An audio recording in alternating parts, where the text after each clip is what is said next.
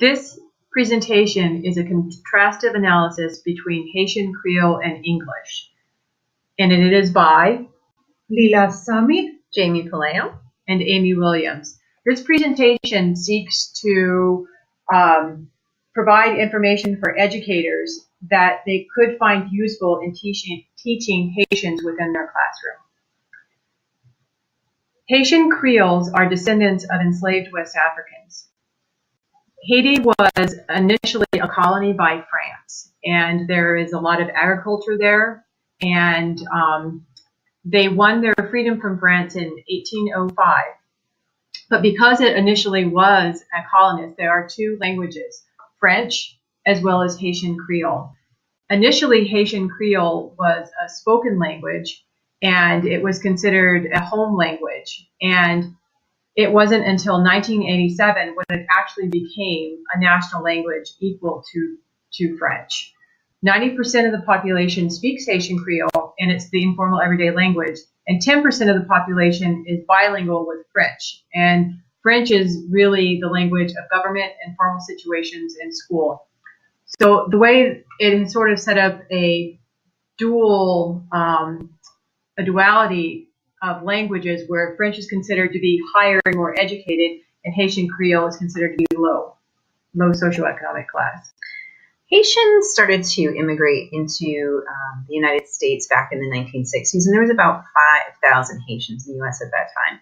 By the 1980s, there was a large influx of Haitians due to Jean-Claude Duvalier, and then we had another larger influx back in 2010 when they had the earthquake there. So as of right now, they do have protected status, but it is up for review in January of 2018.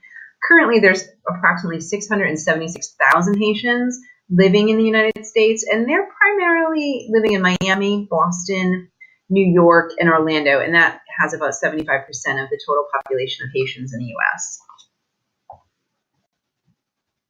So when we talk about some underlying norms of Haitians that are living here in the United States, and as well as in Haiti, their social status is really well defined by their ability to speak French.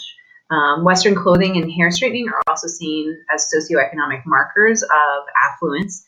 And then wealthier people in Haiti tend to be either white or light-skinned. When you talk about gender divisions, you're going to see that primarily in the labor market, with a majority of those employed in professional or agricultural positions as being men. Women tend to be domestic laborers. They don't tend to earn a lot of income aside from working in nursing or as market vendors. Within the Haitian culture, marriages are really expected in middle and upper classes, whereas working in lower class families, the marriage rates have been declining over the past years. Also, once people are married and have their children, they tend to be harsh disciplinarians. Haitians also value formal education, very important, and as long as the family can afford it and the child seems to be advancing, they will continue to send their children to school. Currently, only approximately 75% of children in Haiti attend school. The linguistic features of Haitian Creole are a little bit complicated. In fact, linguists do not agree on a phonological analysis because there is so much regional variation in pronunciation. Even within the small country of Haiti, there is large difference between the north and the south, as well as the type of Haitian Creole that's spoken in the cities. Haitian Creole is French-based, with the vast majority of vocabulary, about 90%, coming from French. There's also been influence from the Spanish, and African and English is much later. The African has a large influence with regards to the syntax of Haitian Creole.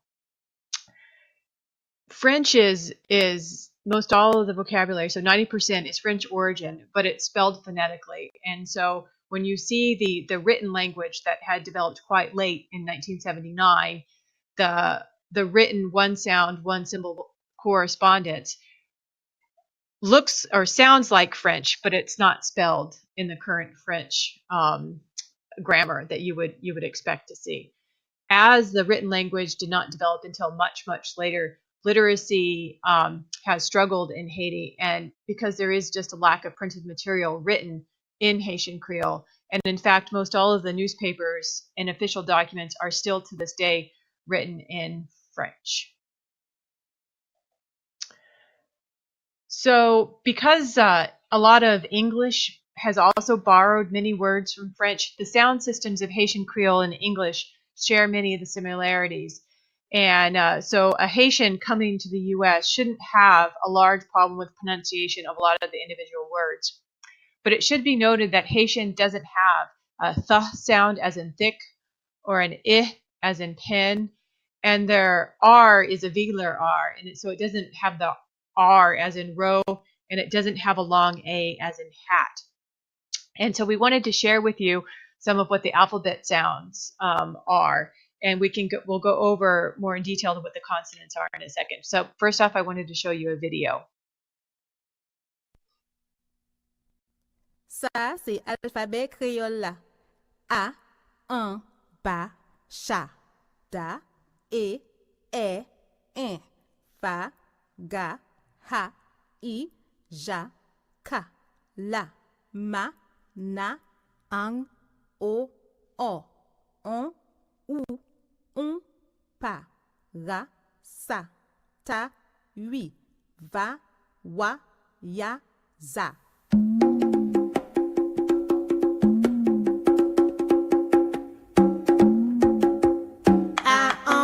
Cha, da, in,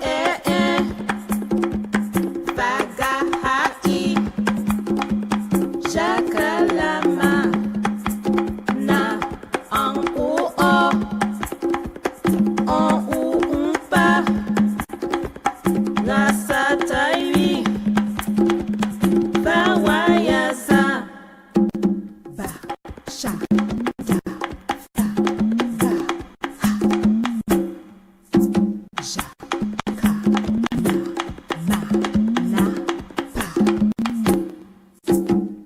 Oh, sorry, that went a little long. So let's go on to the next slide. And so as we heard in the consonants, there are 17 consonant sounds in Haitian Creole, and there are stops as well as fricatives and affricatives.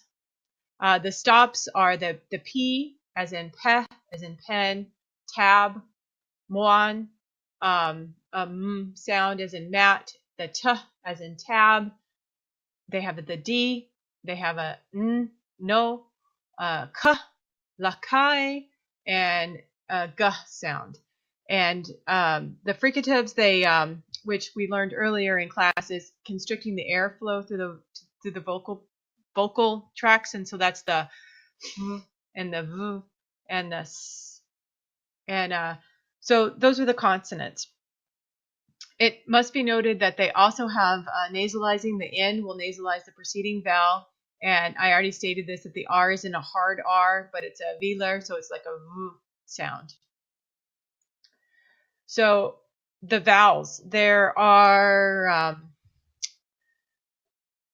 these are the vowels. And so the E, as in C, for the bebe, and these are the nasalized sounds here. And so I also have another video that I wanted you to listen to, because it goes over some of the vowel sounds. Oops. Let me go back. Sorry about that. Ang, zing, tizing, oh, hoga, davu, totot mango, bonbon siwo, ou, doukou nou, on fo. Chaque lettre te nan rôle yo, chaque son écrit même chant, nan pren lettre qui bébé, c'est la vérité. Pa, professeur, ra, rat nan bois, sa, haïtien, ta, toti, bi, zuit nan l'huile, va, banyan. Chaque lettre, te nan rôle yo, chaque son écrit même chant, nan pren lettre, qui bébé, c'est comme ça y est. Wa, wo fiole, ya, yon yo, za, zépina. Chaque lettre yon sel son. Mes amis, ça c'est son en orthographe créole là. Si ou vle connaît tout, répétez encore. So I hope you were able to hear some of the vowel sounds, especially the ones that were a bit nasally as well. Sound. When we move to word order, we see that the word order in Haitian Creole is pretty much the same as it is in English. So the basic sentence structure as in English is subject, verb, object. For example, I speak Creole would be Mwen parle Creole. Negations are created using the word pa or paka. For example, I cannot or do not speak English would be Mwen pa or Mwen paka pale English. When we come to the question of nouns, nouns do not have a plural form per se. Creole nouns are marked for number by adding the suffix yo. For example, if you have book, in Haitian Creole, book is live, books is livio. Car is machine, cars machinio. Cow is bef, cows befio. Possession is indicated by placing the possessor after the possessed. So, for example, Marie's cat would be chat Marie. Ruby's car would be machine Ruby. There is no special plural form. There is also no equivalent for the indefinite articles some or any in English. For teachers, adding yo is like adding s in English.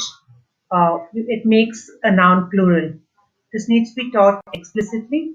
We also need to teach spelling changes when some nouns are made plural, especially irregular, irregular ones. Pronouns are marked for person and number. There is no difference between personal, direct and indirect and possessive pronouns. Some pronouns are of French origin and some are not. For example, the singular I becomes, which is mwen, becomes we, becomes nor in Haitian Creole. You is o, which is the singular, that becomes you all or nu. He, she, or it, which is li, becomes yo or they. Uh, there is a single demonstrated pronoun sa, which means this, that follows the noun. For example, a car is yon machine la is the car, machine sa is this or that car. Pronouns are gender invariant, that is, there is no separate pronoun for he or she. Pronouns can also be contracted. For example, ma acte is a combination of mwen, which is I, and acte, which is bought, yon live. I bought a book.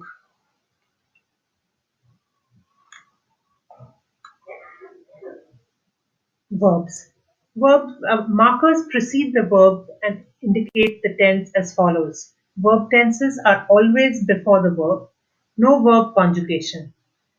For example, in present tense, you add fait to the verb. So, for example, Marie ak Pierre fait manger, which means Marie and Pierre eat food. When you make that into past tense, when you make, I don't know, I've kind of, okay. When in the past tense, Marie te mare mois passé, which is Marie got married last month. Present progressive is up.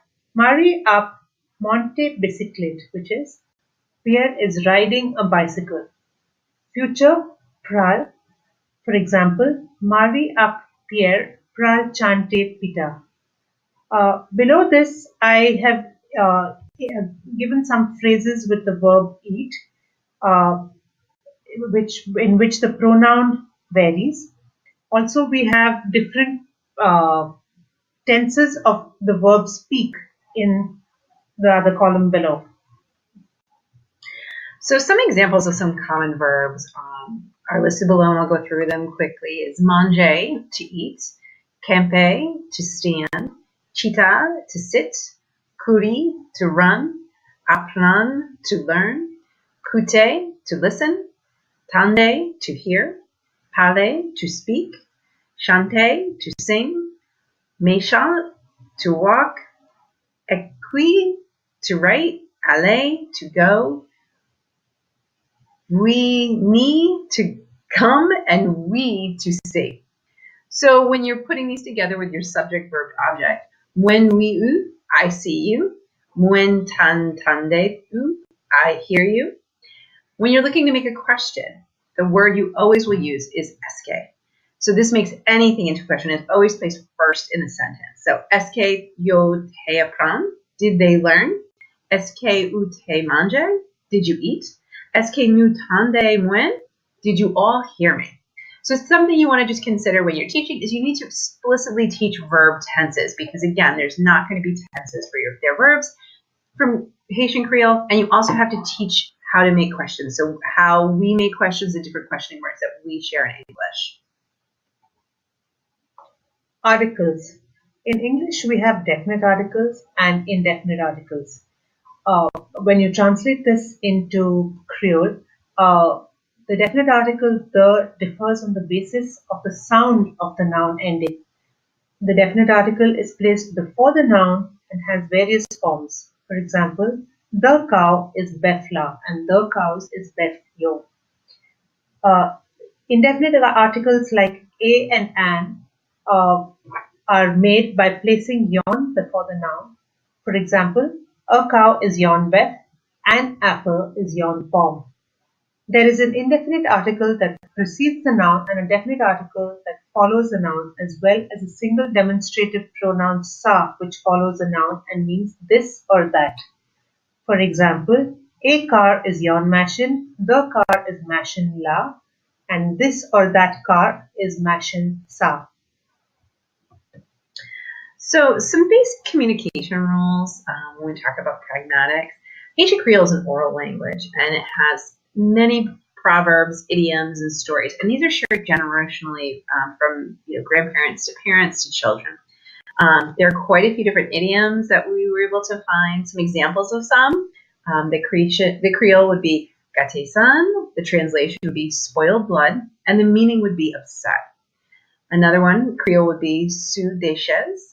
Translation would be on two chairs, and the meaning would be thoroughly or in depth. The last one would be alboué chat. The translation is go wood cat, and the meaning is to die. So some sort of things to keep in mind while you're in your classroom. Students may not speak unless they're asked a specific question.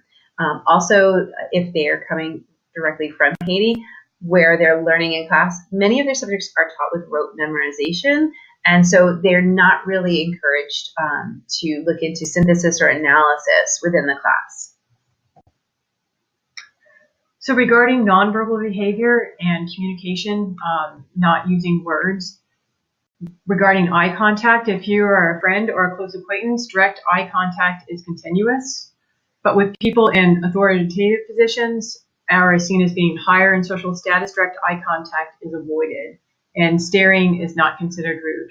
With regards to body language, Haitians require less personal space, and body positioning tends to be close. Haitians will tend to nod and smile rather than revealing a misunderstanding, and pointing and whistling directed at a person is considered rude. So lastly, as this is a video and slides to basically help you if you have students who are coming from Haiti, we all know that parent-teacher meetings are super important. So one thing that, some of the things you want to consider when you're meeting with families, their teachers in Haiti are considered to be people of higher status, and therefore parents may not make direct eye contact with you. If there's a lack of understanding between something that you're talking about, whether it's content related or behavioral related with their student, parents may nod and smile rather than asking you questions. If the parents are uneducated, they may seem very quiet and timid. Also, when you're scheduling, you want to keep in mind that it is not considered rude to be late in Haiti. So you may need to sort of plan for this delay and kind of plan it into your time. Lastly, many Haitian parents tend to be illiterate in Creole as well as in English. So if you're sending home papers for them to read or something that you need to have them fill out, you want to keep that in mind to make it as user-friendly as possible for them. Their literacy rates in Creole are really only about 48%. So you want to keep that in mind as you're kind of trying to get information from them. So all of that being said, we hope that your relationships with your Haitian students are fantastic, and we'd like to thank you for listening to our presentation. Thank you. Thank you.